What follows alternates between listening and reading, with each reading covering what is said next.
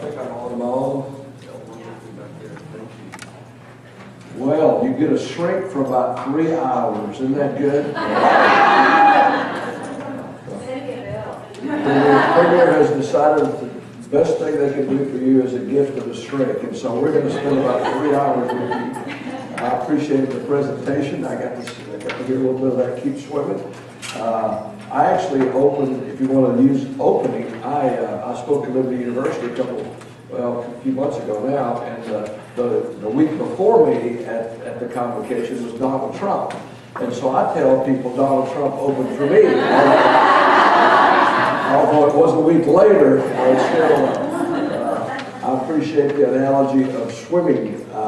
We're going to teach you some things to help you be the person that God created you to be, but just so I won't forget at the end what undermines everything. I'm a secular trained psychologist, but of course I'm a believer too. Actually, some of you are from Houston. I'll actually be speaking at Champion Forest Church tomorrow in Houston. I got 11 grandkids, and our theme song, I think, is Breeding in the Sheaves. They just keep coming. And grandkids are great. You know, one good thing about grandkids is tail lights. They do leave, you know, so we enjoy all of them. But my wife is always teaching them how to, she's a swimmer, so she teaches them how to swim. And Ian, the last one that just learned how to swim, he's probably was 3. And the big deal is when you jump in the deep end, you know, when you can jump in the deep end. And so he says, Papa, you know how I did it? And I said, no, Ian, how'd you do it? He said, Mimi told me how to do it. He said, when I jumped in the deep end, I couldn't jump in the deep end because I just kept looking at the water. I just kept looking at that deep water. He said, but Mimi said, don't look at the water, look at your Papa. Your Papa's in the deep end. And so just look at your Papa. She said, so guess what? I just looked at you. I didn't look at that water at all, and I just jumped right in there because I knew you were there with me. And that's faith. That's knowing that if you're going to jump in the deep end, you got to have a perfect father. You got to be God's little girl, God's little boy to go out there and do what you do. We're going to teach you some things that are going to help you help other people, because you're not in the jewelry business, you're in the helping people business. And so we're going to teach you some principles about how life works, and it's going to be very practical. I've always been very practical. Even one of my first patients, I was very practical. He couldn't remember anything. I said, when did your problem start? He said, I can't remember. I said, how long you had it? He said, I can't remember. I said, what have you done about it? He said, I can't remember. He said, Doc, I can't remember anything. What do I do? I said, here's what you do. You pay me in advance. That's what you do. I've always been very practical, you understand. I got a great job because I just get to go around the country and talk. I used to be a practicing psychologist, but I just got tired of listening. I mean, I really we'll have a little break time and you can tell me your story, but I've heard it, okay? I've heard every story that ever exists. So I just got tired of saying, I can understand how you feel that way, So I reached the point in life where I thought, why don't I do the talking? I mean, these people are doing the talking and they know nothing. I mean, they're sitting there I mean, I got a doctor's degree, why don't I talk? And so I thought that'd be a good idea. You think that'd be a good idea, wasn't it? It wasn't a good idea. It didn't go well at all. There would go something like this, the guy would say, the reason I'm a loser is because my dad was an alcoholic. And I said, you know, there's another way of looking at it. Maybe your dad's an alcoholic because you're a loser. Well, people won't pay for that, Joe. So I decided to move on, and now I talk for a living. So we're going to help you today. And as we, this is kind of like group therapy, you understand. And so you can ask questions. We'll try to do questions at the end, okay? So just kind of let me go, and then before each session we'll go. But just because it is group therapy, let me just help you right off the start. Okay, so if I don't help you with anything, so I'll at least help you right at the start. Okay, so this is audience participation. It won't work unless you participate. Okay, so put your hand over your heart. I'm going to lead you a little pledge. So just repeat after me. If you don't repeat, it won't work. Okay, group therapy. Remember, it's going to help you. Repeat after me. I, being of sound mind. I, being of sound mind. Do hereby acknowledge. Do hereby acknowledge. That I have not. That I have not. Nor have I ever. Nor have I ever. Or will I ever. Or will I ever. Control the universe. Control the universe. Therefore. Therefore. I resign. I resign. As as general manager of the universe. Don't you feel better already? He's God, you're not. Get over it. Get over it. You see, most of you, your frustration, your stress comes, you're trying to straighten out somebody else. You see, you think, well, they'll straighten out that. And matter of fact, they've already come to mind. I'm going to do that. And so, just relax a little bit. Life is a series of renewals. And the good thing about Premier is they give you a place like this to come, to rethink, to get something changed, because we all have to do that at a certain point in time. We drift in the way we think. I love the ocean. I was actually in Tampa, Florida last weekend, and I jumped in the ocean. I just love it. People say, what about sharks? Well, if you hear the music, get out of the water. Otherwise, just kind of enjoy the ocean. I remember the first time I got to be in the water, first time I got to be in the ocean, really by myself. I was with a friend, but my parents didn't go with me. They stayed on the beach, but they let us go in the ocean. And we thought we were big stuff. I mean, we were out there swimming in the ocean, we were just having fun. And then after about 30 minutes, I looked to see where my parents, and my parents, they picked up the umbrella and moved a half a mile down the beach. My own parents trying to lose me, you know. I'm thinking, that's tough psychologically. And then I look and see where the hotel was staying in, and the hotel has moved a half a mile down the beach. And then I thought, wait a minute, hotels can't move. I moved. I drifted, and I didn't even realize it. You're going to discover, as you learn some things about you, and as you renew yourself, you start drifting in the way you think. You think in different ways, and how you think is going to determine how you feel and ultimately how you act. And so this is a time when you can renew yourself, rethink, maybe decide, I'm thinking a little bit this way, a little bit that way, and decide what changes you can make as you get back. And I would encourage you, as we're going to teach you, just do one specific thing. Just work on one thing. You'll never get terrific in life until you get specific in life. So you have to just decide one thing, because most of you, what do? You go to general church, you hear a general sermon about general things, and in general, you generally decide you're generally going to do generally better than what you generally did before you generally went in there, and generally you don't do anything any better, do you? Because life isn't lived in general. Life is lived very specifically. And so we're going to teach you that, how you got to get specific about things, and I'll use some visual illustrations so you can learn that. And so let's think about that one thing, that maybe that specific thing that you can do. And I'm going to give you a visual so you can, and part of what we're doing today is we're doing a seminar called Sharing Hope, but what's going to happen is we're going to teach you to be the person God wants you to be, so you'll be attractive to teach other people to be who God wants them to be. That's how you serve people. You connect with people before you ever convince them of anything. They literally want to be like you. They want to do the things you do. Great companies, great people, great families grow not by promotion but by attraction. That people are attracted to how healthy you are, how great you do. Of course, being a Christian, I relate it to the Bible, where the Bible says that Daniel was 10 times better. The reason we're a great influence in the world is because we're 10 times better. And it's just not Daniel, it was the plan Daniel followed. If you look at the scripture, everybody was 10 times better that followed that plan. Everybody that was with Daniel was 10 times better. And so literally, I believe Christians ought to be 10 times better. You ought to be 10 times better at work, you ought to be 10 times better at play, you ought to be 10 times better at church, you ought to be 10 times better. And so that takes deciding to put God's principles into work in your life. So I'm going to give you a visual that everybody can relate to. Let's just say we're having a party.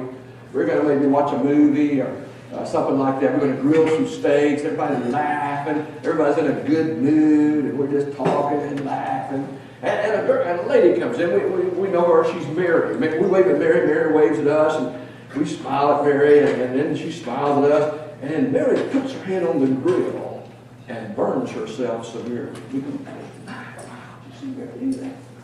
They take her to the hospital and bandage her up. And you call, check on her. She's doing pretty good.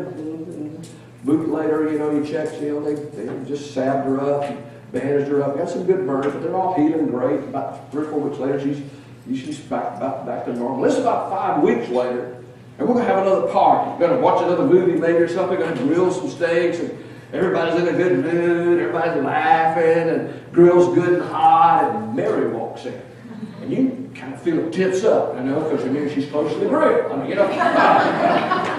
What do you do? You know, you've been in that situation. Do you say anything? Do you do anything? You kind of little nervous glances at each other. I mean, what do you do? I mean, you say, get away from the grill. I mean, do you do that? You know, what do you do? And before you can do anything, she puts her hand on the grill again and burns herself severely. Now, you and I just standing around talking, it may go something like this. That Mary, I like her.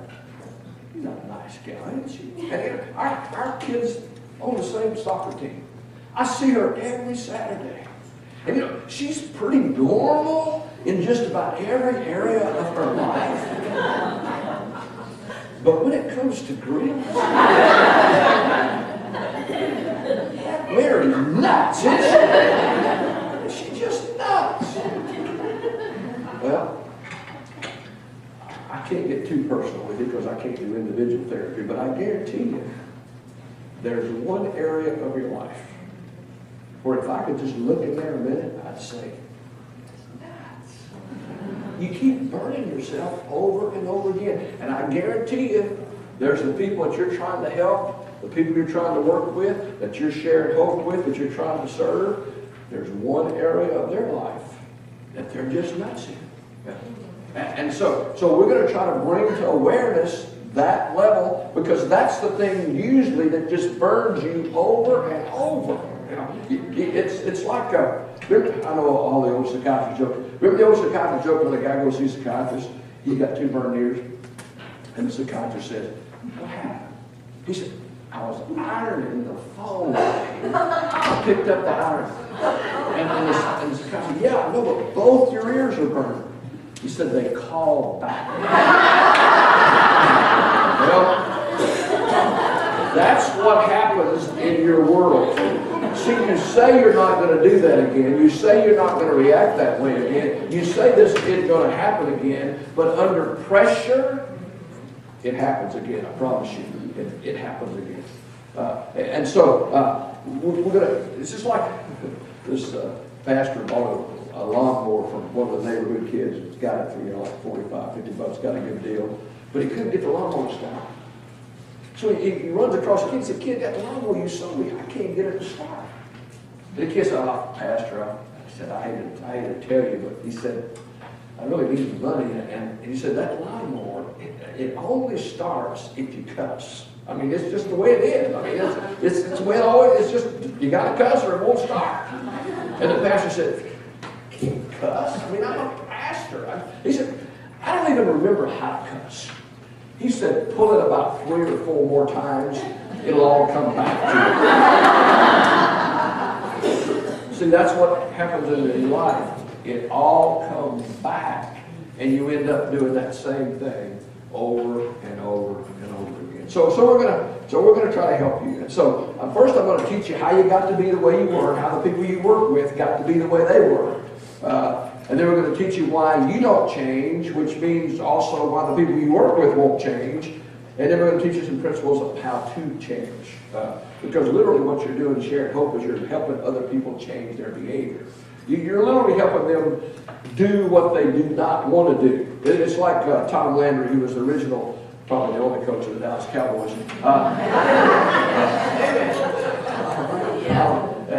By the way, I'm a huge Cowboy fan. They're going to be actually Paul Barrows at my funeral because they're going to let me down one last time.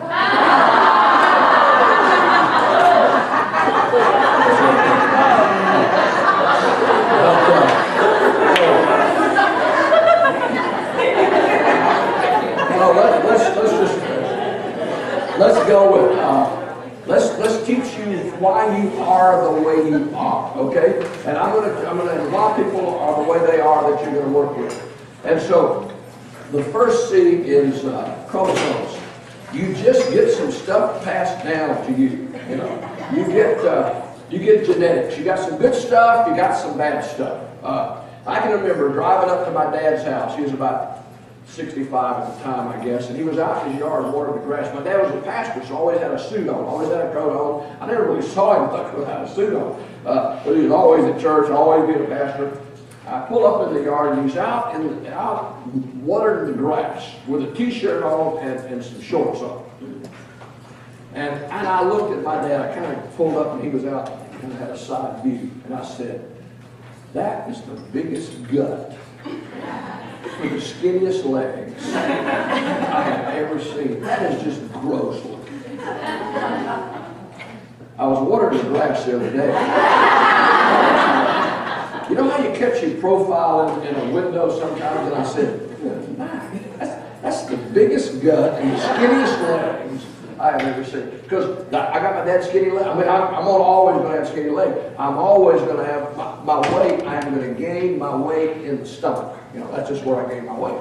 You know, my wife, she gains her weight in her rear end. You know, matter of fact, just to teach you about how behavior change, we have a video because you got to see sometimes things in order to make changes. We have a video of our playing with our grandkids, and the video is one of the other kids are videoing it, and so there is very up close picture of my gut and her butt. And so we call it the gut and butt video. And so we want to start a healthy eating plan. We go watch the video. We get ready. Because that's what's going to happen. So I'm going to try to give you some visuals of what you need to change. So you got chromosomes. Then you got conditioning, just the things that happened to you growing up. Some of you just learned the wrong thing. I mean, we just learned the wrong thing. I mean, it's easy to learn the wrong things growing up. A friend of mine was trying to house train his dog. Every time the dog goes to the bathroom on the carpet, he'd hit him with a paper, throw him out the window. I said, how's that going? He said, not very well. The dog goes to the bathroom on the carpet and jumps out the window. Well, the dog learned the wrong thing. And some of us just learned the wrong, we got conditioned the wrong way. I can remember when I was in private practice, I had two physicians, and their daughter, had one child, their daughter, and the physicians were very busy, had a great practice, and having difficulty with their daughter. Why? Because she was sick all the time. And the reason she was sick all the time is because that's the only time she got attention from her two physicians who were parents. They conditioned her to be sick. That's the way you get attention. You get conditioned. I always say the first two temper tantrums are the child's fault, and the next 98 are the parents' fault, because the child got something out of it. You get what you reward. And so you got conditioned in certain ways. Then you just have certain circumstances that you grew up in. For example, when you're firstborn, secondborn, that's a factor in your life. I grew up in a parsonage. That's a factor. And my dad was a pastor, so I actually lived at the church. And whoever thought of that ought to be shot. But anyway, that's how I grew up. And so you got those kind of things. Then you got, just because it starts with C, you got cronies. And cronies is just the people you hang around with. They say in the recovery movement, same old friends, same old sins. The people, if you hang around awful people, you're pretty much going to be awful. Okay, you hang around average people, you're pretty much going to be average. You hang around awesome people, you're pretty much going to be awesome. I promise you. So cronies are important. And then we have the curse. The curse. Now, for those who aren't believers, I'm a believer, and so I believe in the curse. That is Adam and Eve, chapter 3. When in a sense, sin came to the world. So you're Adam's suit. We all come from the Adam's family. I'll call Uncle Adam. So we all come from the Adam's family. And so we inherit sin and death from Uncle Adam. You're going to die. I mean, death runs in my family. I think it runs in yours. You're going to die. You pretty much come in this world, no teeth, no hair, no bladder control. That's how you're going out. Okay, you're going to die.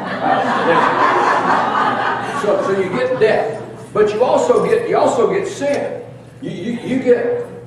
Your earth suit wants to do and it wants to have what it cannot have. I mean, you know that. As a rule, man's a fool. When he's hot, he wants to cool. When he cool, he wants not. Always wants what's not. As a rule, man's a fool. I mean, you know that, don't you? I mean, and so you have to always take that into account. I mean, and that affects everybody. That's not, I mean, some of you look so spiritual when you go to church and all, but you got the same Adam suit I got. You got the same problems I got. You nuts in that area just like I'm nuts in that area with your Adam. Well, let me just prove it to you. The greatest Christian that ever lived. I mean, you interviewed 100 people, 99 theologians say the greatest Christian ever lived was Apostle Paul. Wrote, most of the New Testament. Here's what Apostle Paul said. This isn't a teenager now. It's Apostle Paul. Here's what he said. The things I don't want to do, that's what I do. And the things I want to do, I don't do those. That's the Apostle Paul. Well, let me just see how honest you really want to be today. How many of you have ever promised God you'd do something and you didn't do it? The rest of you still lying. But how many ever promised God you wouldn't do something and you did it? Okay, see, that's all. That is your earth suit. That's your Adam suit. And that Adam suit will keep Eve from being successful in life. Because the Adam suit wants what it wants, and it wants it right now. Right now. Okay. Some of you didn't wait for Mr. Right. You got Mr. Right now. You know. And you found. One lady said, "I found Mr. Right." Found out his last name was always. He was always right. So we have this Adam suit now. Let me just give you a psychological study so I can show you why you have to learn to control this Adam suit, and really why you have to teach the people in your downline or whoever you're trying to help. It's the primary reason that they're not going to be successful is the Adam suit. I promise you. So let me give you a psychological study to prove that. They took 4-year-olds and they brought them into a room and they said, "You can have this marshmallow." And it was a good-looking marshmallow. I don't know if it had chocolate on it, but it was a great-looking marshmallow. And they said, "You can have this marshmallow. But if you don't eat this marshmallow, when I come back, I'll bring you another marshmallow. You can get 2 marshmallows." Well, most of the kids, what did they do? They ate the marshmallow. You know how it is. It calls your name. You know, chocolate just calls your name. You know? I understand. I go to these churches in the South, and they'll put a welcome basket in my motel room, and it's got like 5 Snickers in there, and so I'm thinking, and my Adam suit to say, "Oh, you can handle those, you can handle those Snickers. You're a godly man. Read your Bible, pray." So, if I read my Bible or pray at 10 o'clock, Snickers win. They always win. And it's not 1 Snicker, it's 3 or 4 Snickers. And so so I have to learn to control, know that they're going to talk to you, they're going to win. So marshmallows talk to you, chocolate talks to you. And by the way, hopefully we got time, we'll treat you to talk back, okay? Because you got to talk back to it. You got to say, "No, I'm not eating you. I'll feel better in an hour if I don't eat you. I'll look better tomorrow if I don't eat you. I'm not eating you." You got to talk. Now, not out loud with people listening.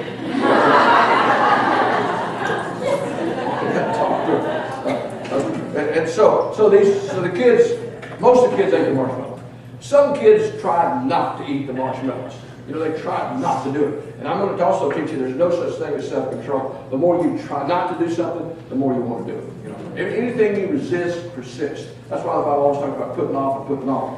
You can't stop anything. You try to stop something, you'd be like the Australian Aborigine. Got a new boomerang, spent the rest of his life trying to throw away the old one. And that's where most people are. They spend all their life trying to stop doing stuff, but they never start doing anything else. Okay, so that's important. So there's a group of people, just a small group of these kids. They did something else. They came up with something else to do, distracted them, so they didn't eat the other marshmallow. Okay, they came back. They got 2 marshmallows. But that's not what they're trying to find out. They're trying to find out what that character trait does in the life of people. So they followed these kids through high school. The 2 marshmallow kids were more successful on every area they tested. But the thing that really stands out, because it's got numbers in it, we can really test things that have numbers in it. The 2 marshmallow kids scored 200 points higher on their SAT scores than the 1 marshmallow kids. Why? Because even at that early age, they figured out how to control their Adam suit. Figure out how to control their Adam suit. You figure out how to control your Adam suit, you're going to be really successful. You figure out how to help other people control their Adam suit, you're going to be fantastically successful. Because that's one of the keys to success in life. Here's what, did I tell you what Tom Landry said? I brought him up, I forgot to tell you, didn't I? Tom Landry said this: "Here's my job as a coach. I make guys do what they do not want to do, so in order to accomplish what they dreamed of doing all their lives. The bottom line of successful people, the bottom line of what you're going to be able to do in life is if you can get people to do what they do not want to do in order to accomplish what they dreamed of doing all their lives. Now that's hard. I'm going to teach you that's hard. You know, that's why most people aren't successful. That's hard to do. So we have to learn to control this attitude. Let me see if I can give you another visual of that. It's like a dog. Okay? Let's just say, you ever been to somebody's house with a dog-controlled house? I mean, you're a dog at the front porch, and the dog is just going, you know, and he's licking you and getting on your leg. Get away from me, dog. Good enough, you know. And you go in the house and you're trying to eat, and the dog's trying to get your food. And here's what the people always say to me: is the dog bothering you? And what I want to say is this a CNI dog? I mean, are you blind? Yes, the dog is bothering me. And then they do nothing about it. Then they say, oh, that's how he shows affection. Pretty miserable being in a house where the dog controls. Your dog controls the house, don't invite me to come. Okay?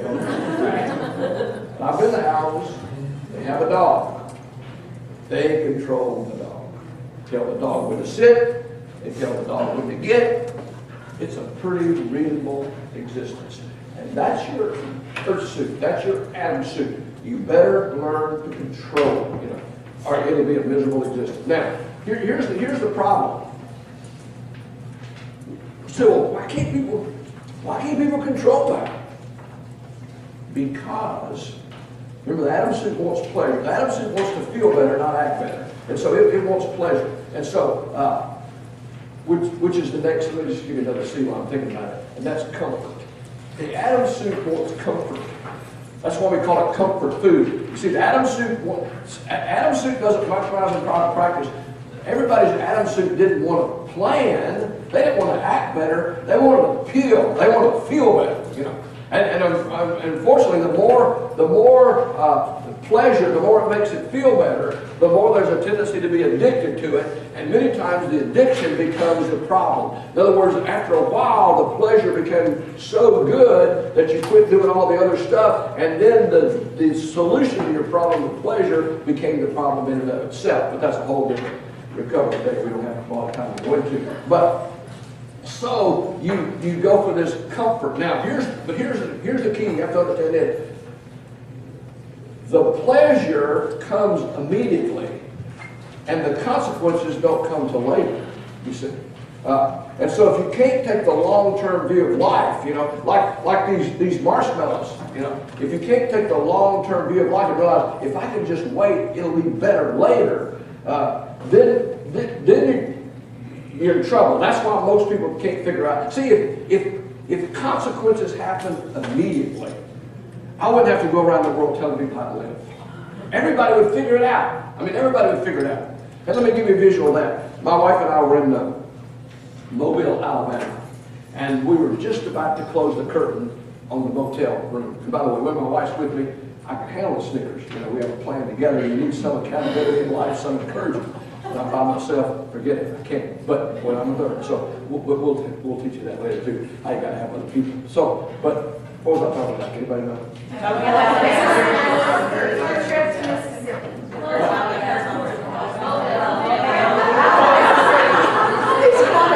Just make sure y'all listen. Just make sure you listen. Mobile, Alabama. Besides, I didn't have my window this morning. I've been in traffic. So, Mobile, Alabama, about to close the curtain on the hotel room. Dark outside. Boom! Hot light on Krispy Kreme. Just boom! Like a sign from God. You know, boom! I said, honey, look, a sign from God. Now, I'm also going to teach you. You ever heard people say rationalize? We rationalize this. That really stands for rational lies. That's lies that you tell. That's lies that your Adam suit figures up so you can do what you want to do. You see, so the earth suit can get its way, so it can get some pleasure. So I tell a rational lie. I say, honey, why don't we get some exercise? Walk down to the Krispy Kreme. So we walked down to Krispy Kreme. And that night I realized I could eat 8 Krispy Kreme donuts by myself. I mean, it's just hot fried sugar. They melt in your mouth when you're hot. And by the side, another rational lie is this. Honey, they're cheaper by the dozen. We're saving stinking money here. And so she could have 4, I could have 8. You know? And guess what? Just pure pleasure. No consequences whatsoever. Just pure pleasure.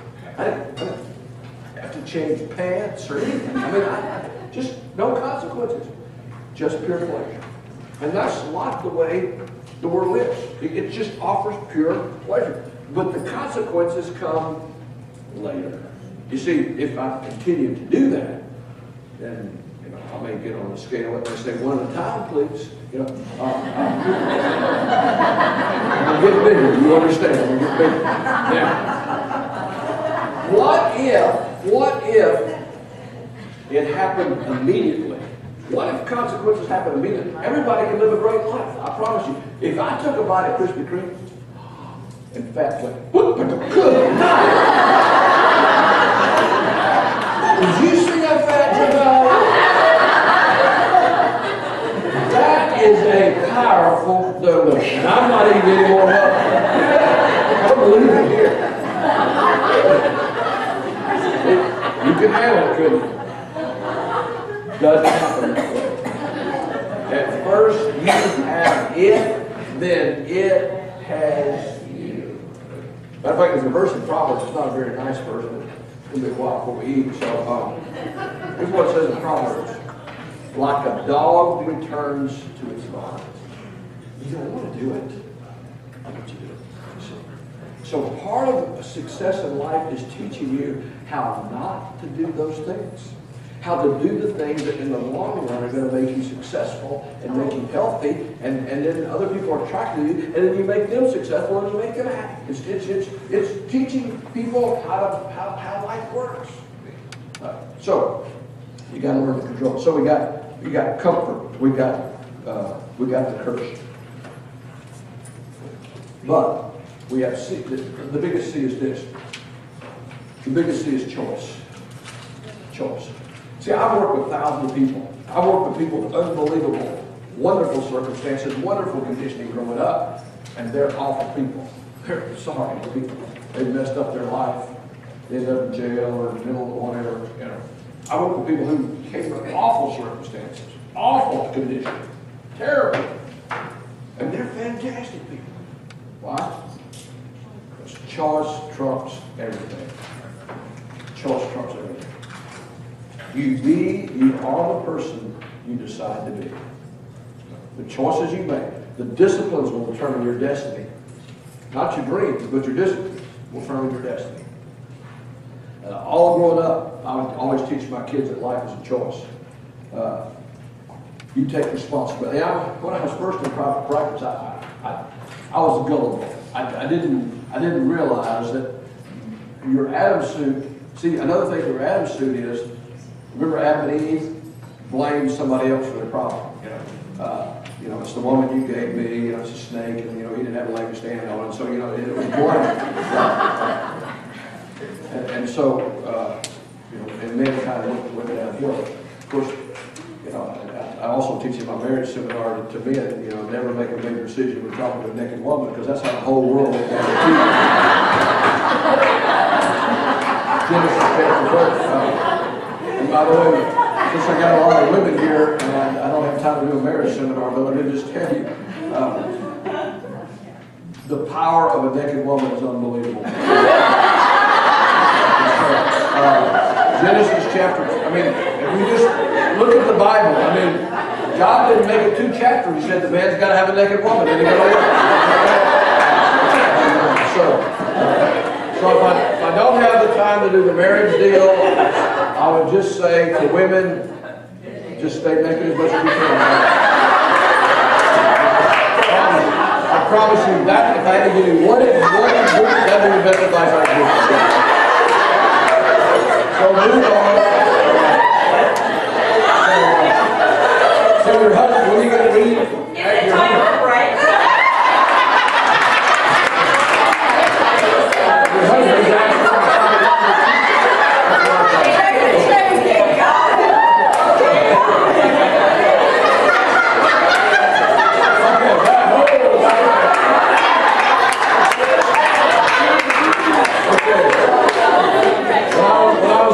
Practice, I would meet these people, and they would start telling me what their problem was. And you know what their problem was? Somebody else. The wife would start telling me about her husband, what he did, what he said, what he called her, how he acted to her, you know, what he did to her, locked her in a closet. I mean, what a gorilla. I mean, what did you meet this guy? Prison release program?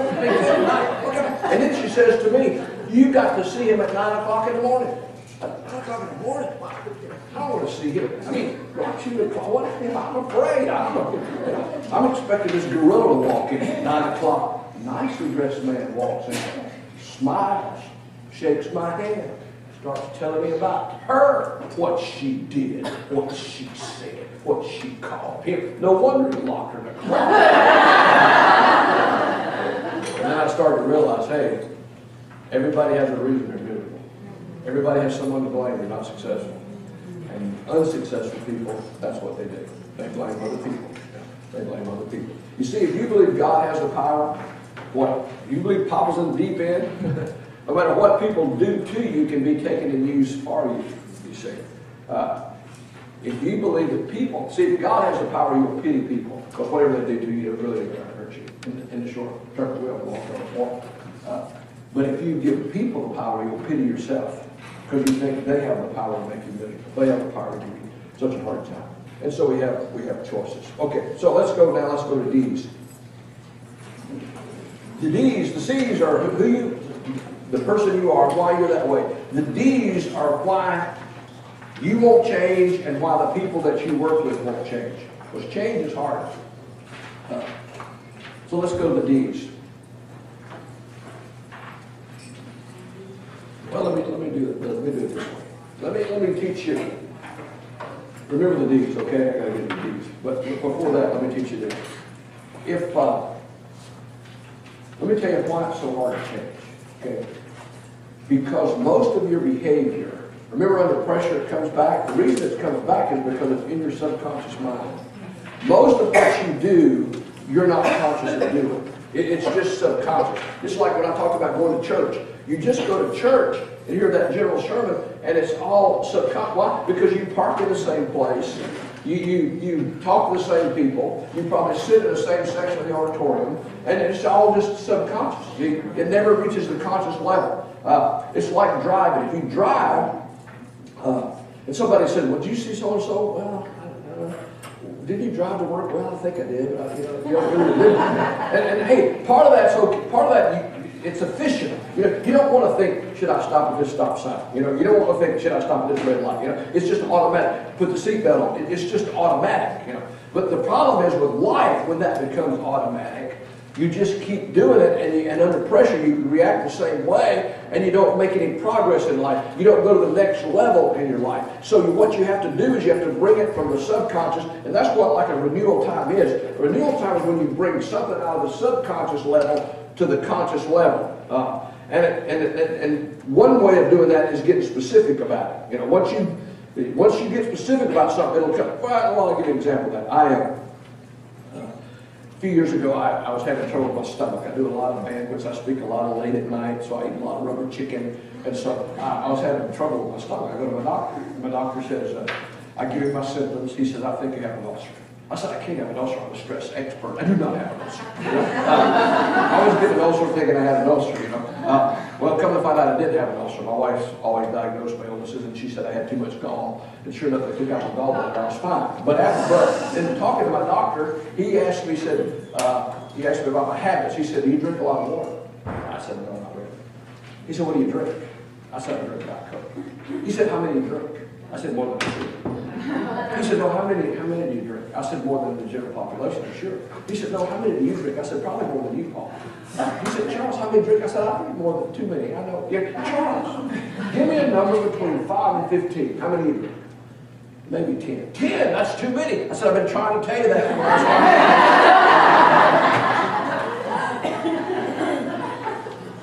while. Now, I knew I was drinking too much Diet Coke. It was in my subconscious, but I didn't want to bring it to the conscious level. I didn't want to get specific about it. Why? Because I didn't want to do anything about it. See? So once you get specific about it, then you got to do something about it, and then you got to see that. Well, let's go ahead and tell you that mindless behavior. For example, just with Diet Coke. By the way, this is green tea. This is Diet Coke. Actually, she got a little joint juice in it. But anyway, that's so with Diet, most of the time with Diet Coke now, I have one in the morning. If I'm at home, I'll drink one Diet Coke in the morning, but it'll be with Splenda, and it'll be with ice, and it'll be with a club soda. So with a club soda, it's got the same amount of fizz. You just get the Diet Coke taste. So you get 24 ounces with ice. It's this big gulp. I mean, it's that much that I think I'm getting. Because I have a habit. We're all addicted to something.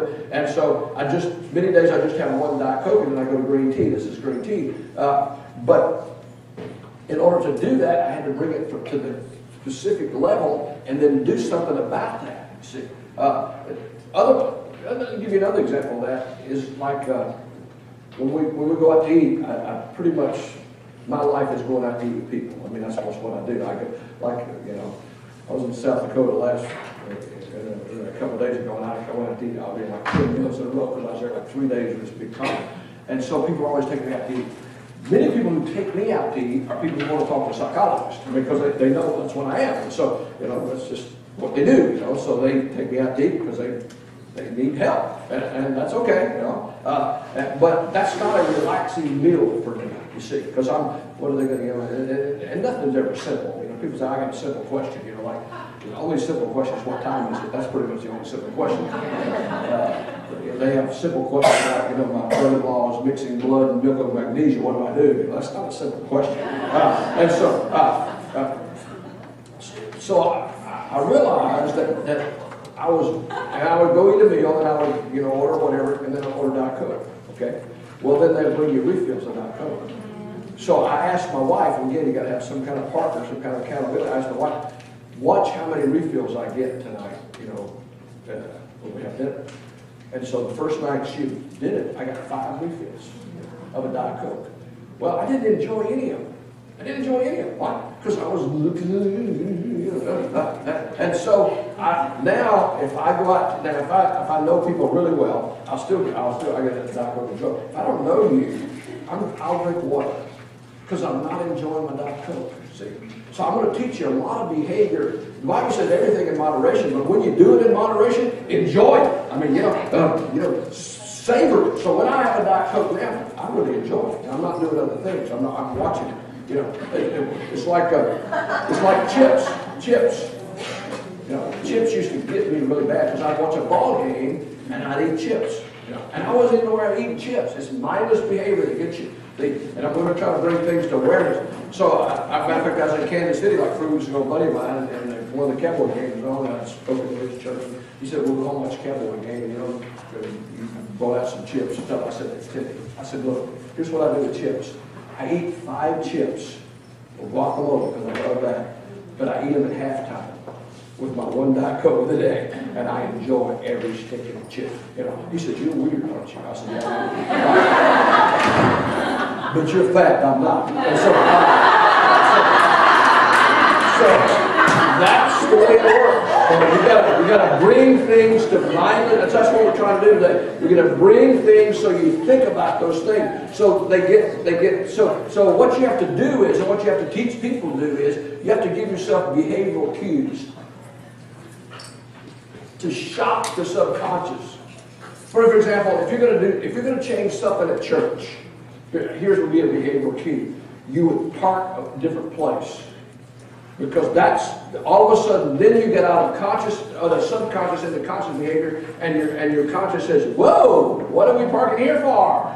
And then you can tell, well, we're doing this different today. We're meeting somebody new. Because most a lot of you have unbelievable prospects at church, but you just talk to the same people, And so I'm going to talk to somebody different today. I'm going to meet somebody new today, And so I'm shocking my subconscious to the conscious level. And here's the key. Then you got to learn to reward your earth suit for doing what you do not want to do. And most people spiritualize that, and they just pray about all those kind of things. And you don't need a prayer, you need a plan. Matter of fact, Jesus told us we pray too much. He said, pray short prayers. And basically the bottom line was, he said, pray this way. If you make it where if you can do your Father's will down here in heaven, on earth as it is in heaven, you're going to have a great life. So just learn to do that and learn to forgive other people. That's pretty much the Lord's Prayer. You're going to have a great life. Just put that into practice. Most people just want to pray all the time. They don't want to practice all the time. So you decide to bring that to conscious level. Then you got to reward that earth suit. See, the earth suit doesn't respond a lot. The earth suit's going to die. Remember? So it's not going to heaven. You see, your spirit's been redeemed. Your earth suit hasn't. God's got to kill it. It ain't never going to get redeemed. I promise you, it's going to die. You're going to get a new earth. You're going to get a new heaven suit one day, but that one's gone. There's no hope for it. There's no hope for it. And so he's going to kill it. It's going to go. It's not going to be pretty, but it's going to go. Okay, that's what's going to happen. And so you got to figure out how do I reward this earth suit, the things that the earth suit respond to. For example, when I realized I got certain pounds overweight, or whenever I'm certain pounds overweight, I use earth suit rewards in order to get it back. For example, this year I got to play Augusta, which is those of you who don't know golf. If you get to play Augusta, that's kind of like heaven almost for a golfer. And so I knew I was going to get to play Augusta, so I knew my earth suit would respond to that. I mean, my earth suit likes stuff like that. And so I told my earth suit, if you weigh 185 3 days before you play Augusta, you get a new driver. And drivers for golfers are like $450. I mean, it's a big club. And so guess what? I weighed 185, played Augusta, and got a new driver. Why? Because the earth suit loves stuff. And so you got to figure out how to do that, to control that atom suit that you have. And so you bring it, you got to get specific, you bring it to conscious level. Now, why is it so hard to change? Because conscious level is exhausting. Okay? See, the reason unconscious level, you get all these things, the unconscious level is because it's efficient. It doesn't tire the body out. The body just does it. It doesn't have to think about it. So I'm going to give you a great visual so you can understand why change is so hard and why most people give up on change. Okay? And then we'll take a little break because I am an old guy and caffeine, you don't own caffeine when you get to my age. You just lease it. And the lease gets shorter and shorter. My wife told me the other night, she said, you get up twice at night to go to the bathroom, we might as well have another baby. And I said, yeah, I know, but we wouldn't know where to put it. So, just nothing like old age. And so let me give you an example of that. Let's just say that a friend of mine lives in Tyler, Texas, okay? And I'm going to go see him this afternoon and maybe meet him at a place, or maybe go to Canton, Texas. The Canton's got the big owl thing. There's a burger place right there called the Dairy Palace. So I'll meet you at the Dairy Palace Buffalo Burgers. So I'll meet you over there, have a buffalo burger with you. We'll talk to you about something and come back, and I'll come back to the house. Well, from here to there, it's probably about 3.5 hours. So I go over there and eat with him, and I just say I have to come back here for some reason. So I come back here. Now, I would be tired, but not much, because I'm a driver. It doesn't drive. I'll stop and get me a green tea at QT, and I'll listen to Fox News on my,